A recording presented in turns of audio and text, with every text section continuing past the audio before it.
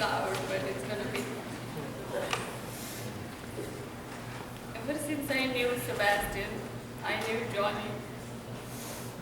Back in the days when I was dating Sebastian, all he would talk about was stories about his brother in America. And I used to get annoyed, like, does this guy have anything else to talk?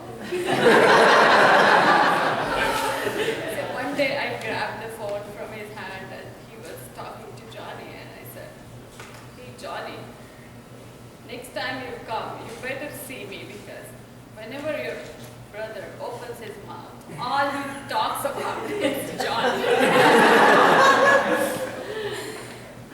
Of course, it never happened, and then I came to US, and a couple of years later, when I came here in a week's time, Johnny came, and I met him for the first time, and all this hype that he had created around him, it was like, he was nothing like that. He was very, very simple, very humble, easygoing, and what was he talking about? It seems like all of us, and as the time went by, and I got married and I got to know him more, I realized that he really cared deeply about his parents and his siblings. You know, like he never really expressed how he feels. Like, he was very private, but he would do things that only your own would do for you. That was his way of showing the love for everyone. And as the years went by, I realized that the bond between brothers was really, really strong. And Sebastian would do anything for Johnny, and Johnny would do anything for him. And so Johnny became my go-to person. Whenever he does not listen to me, especially visiting his doctor, whenever he refuses, I will go to Johnny. I would talk to him because he's not going to the doctor. And sure enough, he would listen. Johnny's word was like God's word for him. Everything that Johnny would say. And so I just counted on him like anything. He was my guardian angel. He still is. He was always there for us. Any big decision that we made, I always thought, Johnny is there. We don't have to worry. If anything goes wrong, he's going to come. He will take care of everything. Love my body. That was there. He was our kids' favorite uncle. He was the one who often visited us, and of course, he bought every new gadget that came in the market. Obviously, he was his kids' favorite, and anytime when kids would tell his friends, oh, do you have this one? Yeah, I got that. My uncle gave it to me, and the kids would say, oh, you are the luckiest guy, you got a super cool uncle. And for my friends, all my friends, they always saw this outpouring love for us, and they would say, is your Santa here? You got that? Your Santa is here. And some of my friends would say, can you ask him to adopt us?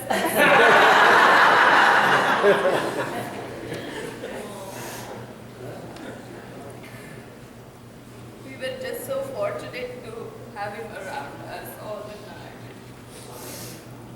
We're happy that we got a lot of his time than the rest of the family, because we were around him all the time. And the word can never be filled, but I just want to thank you all for being there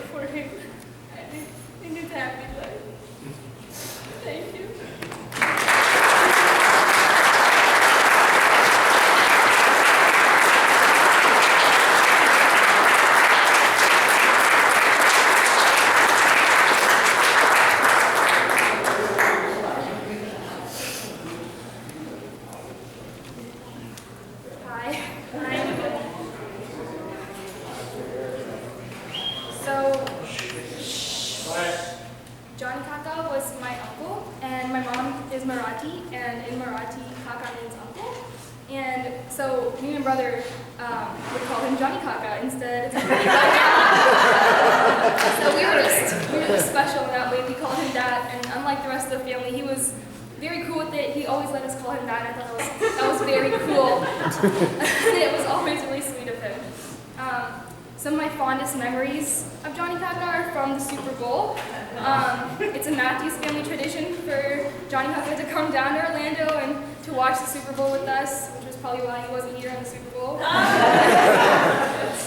And despite me not knowing the first thing about football, his presence was all that really mattered to us. Oh, and the snacks that he would bring. He always brought us the most interesting snacks to try. He even introduced me to vanilla Coke, which is now the only type of Coke that I will drink. And earlier this year, he bought us cotton candy grapes, which were by far the youngest grapes that I've ever tried. And he always also brought his healthiest staples, which included bags upon bags of pistachios. I am not kidding when I say this. I still have at least 5 bags of pistachios in my fridge at college. So many pistachios and dark chocolate bites, despite us telling him every single time that none of us like dark chocolate at all. And he'd say, but it's healthy, you gotta eat it. And that was my uncle. He was always making sure that we were eating healthy and kept us in line. And I remember at one point I started practicing sitting up straighter and working on my posture because he was a stickler for good posture. It's hard knowing that I'll never see him again. And I took pride in introducing myself and being able to tell my friends that despite not having any family in the States, I had my uncle who was just 2 hours away in Jacksonville. And I know the Super Bowl will never be the same without him, but I'll always think of him when I eat pistachios.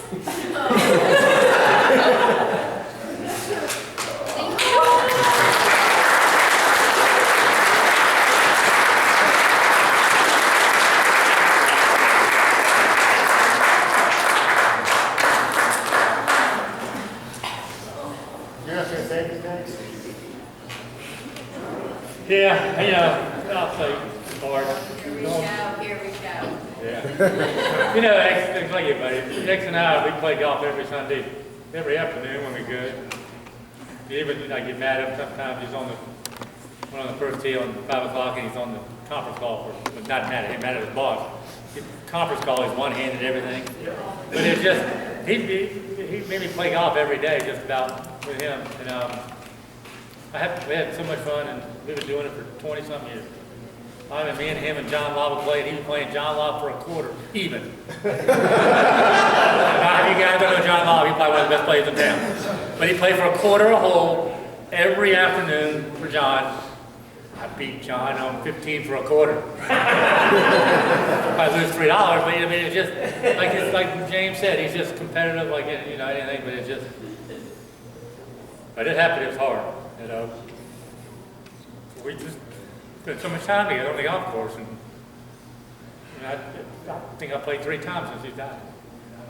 I haven't had the will to come because he's been coming here all the time. And not a visit terribly, like all of us, but he was my buddy, and we just, every Sunday, he made sure I was, I got the tee time, and you got the tee time. And I just enjoyed it. That's why I made it. I said, I'm not letting X down. Even though sometimes y'all keep him up here till 5 o'clock in the afternoon drunk, and he wouldn't make it. I blamed that on y'all, because he was buying me root beers, buying everybody else. He must have had 40 quarter cups by the time he called me up. I can't make it. I overslept, And then so that was, and then I'm thinking that's what happened, that uneventful weekend. And we didn't hear from him. It was terrible, but I'm still having a hard time with it, but I'll get through it. My kids are helping me out, and, get me through it. But, for 20 years, we played golf so much together, and I had more fun with him. Like you said, I could cut it with him and make fun with him. And, I did that with all y'all, but with him, I did it the most. And it's just that's what made it fun to play golf. Because neither one of us cared. And we won a couple of members together, and we had a great time. And when we won one time, it made him happy. I feel like I made him happy. I played good. He did good. But I made him happy because he got to win something. Reminded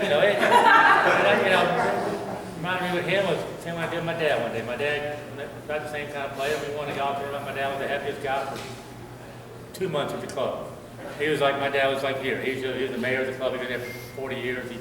And X the same way. X won, and he was happy. And I did it, and I felt like I did it for him. He played good, but that's the way it was. I'm gonna miss him terribly. I'll get back in it, but it's just not the same. And I thank all y'all coming. I really do. It means a lot to all of us.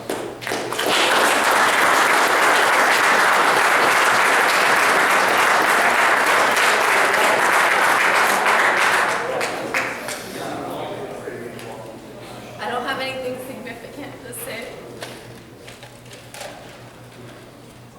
Other than like he was family, and on every Thursday we would text, and I would say, "Is Maggie playing with you?" Because if Maggie was playing with you, it's too serious. I can't bring my kids because Maggie likes his golf. But if Maggie wasn't playing, I was like, "We're gonna come," and he was playing with me. Right, yes. If he was with you, we were and I love you so much, but I was like, oh my god, my kids are gonna piss Maggie off. So I can't bring my kids here. But like, Not me. oh my gosh, like every Thursday, no matter what, we talked several times a week, but every Thursday, like my kids adore him, and I have nothing significant to say other than I'm gonna miss him. I miss him, and I'm gonna miss him so much. And I think that he was the greatest human ever.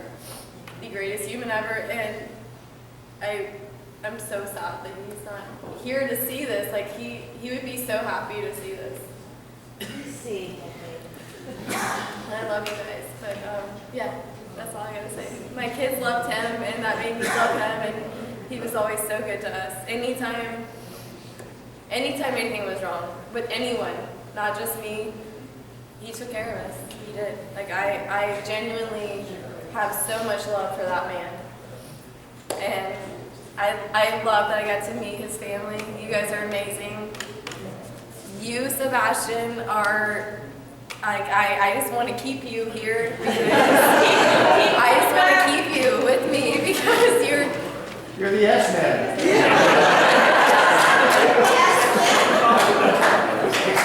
Xman. The guns are always Guns don't never say Xman. The guns are always called the Xman. Now we know who the real Xman I mean, everyone loves him. My kids are young, and they know the second they would see him, they would run up, arms wide open, Xman! Like, I mean, there was not a single soul who didn't love him. So I just feel so lucky that I knew him, and he was my friend. He was a very good friend, the greatest soul, and I'm so thankful to meet his family. And yeah, it will never be the same.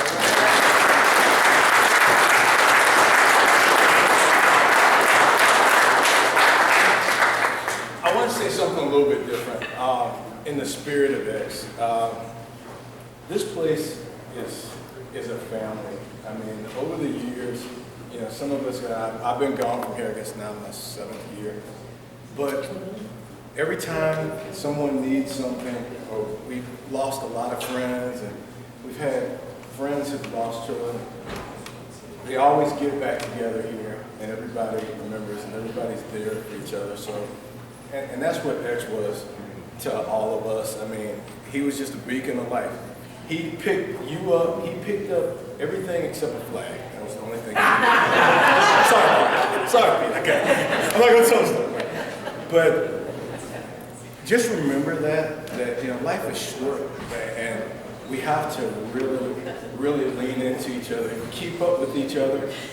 If you're on Pete's text, he'll keep up for you. Okay, I promise you. So. But take care of each other and love each other and treasure each other because time is short, folks. I mean, we just don't know. And let's not get together when someone passes on. Let's get together for the good times and remember that we're all part of the Windsor Park family. So as far as I'm concerned, this is X Park.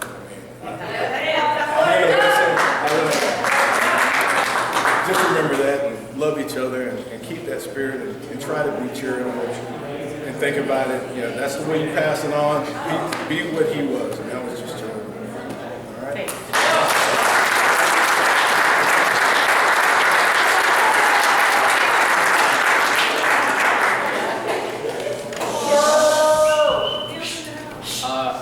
I am Neil, Xman's nephew, and I'll be reading speeches on behalf of all of his nieces from Canada and from India.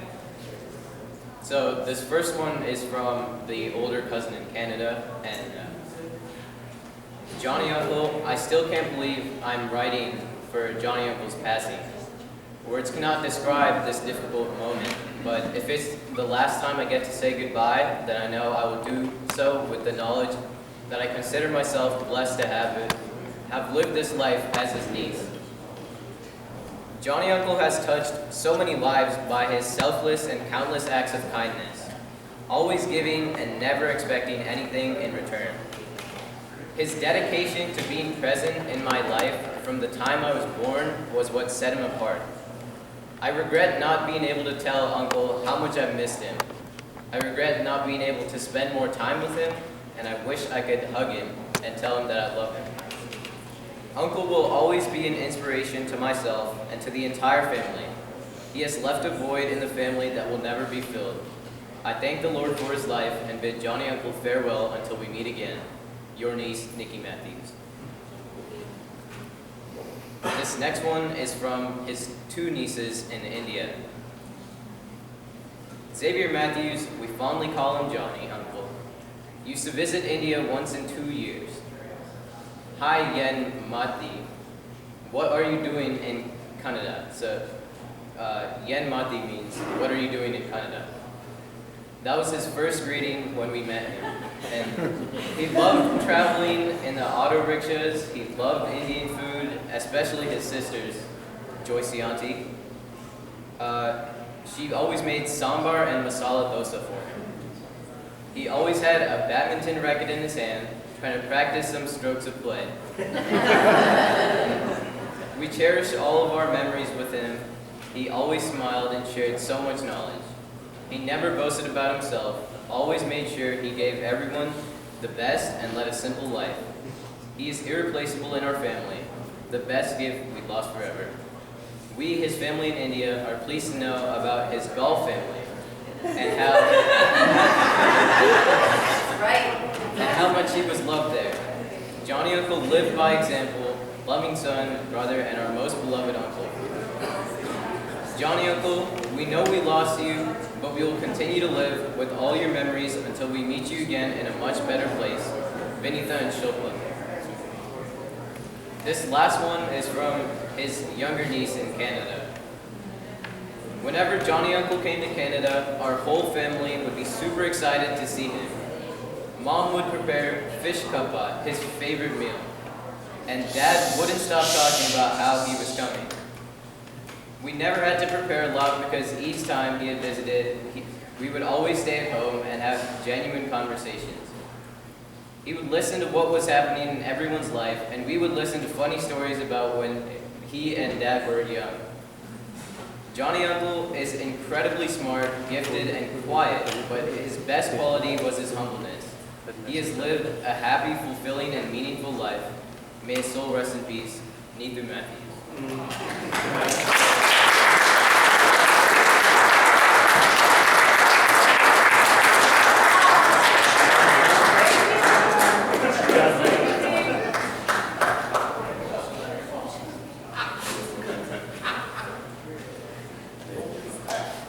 Those are the nieces right there in that picture. Four cups. The little baby. Yeah. So we're going to share, cut a cup. Hold on. Wait. Hold on. You gotta pass it out. Good cup. Just wait. I want a cup of water.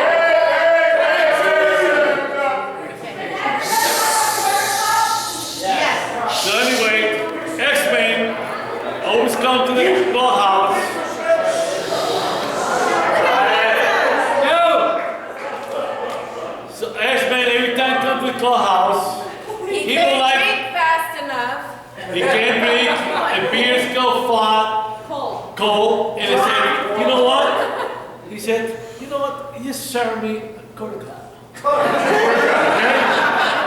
But you know what? It's because, Makes sense. yeah. And I said to myself, you know, it's like this guy, he don't want to drink a warm beer. So if you drink that current, and what? He realized they could not ring up a quarter.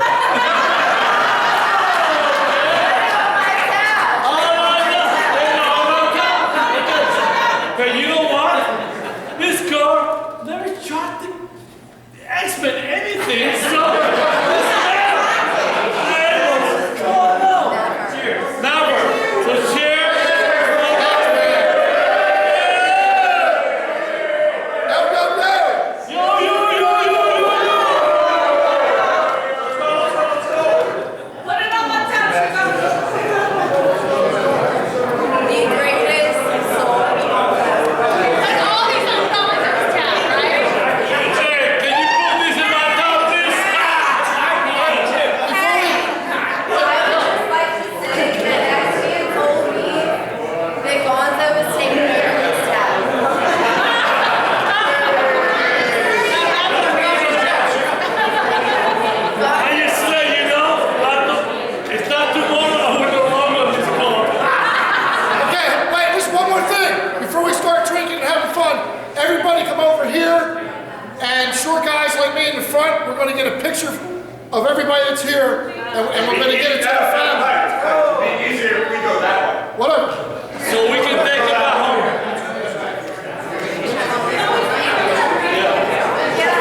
Let's get together.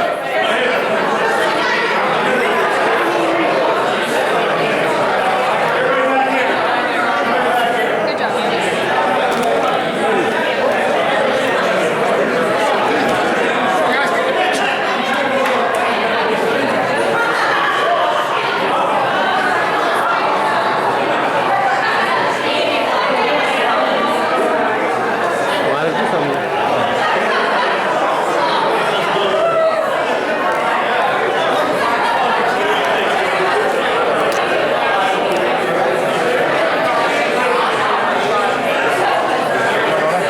जिसको turn नहीं कर सकता मैं तो ऐसे ही रखना होगा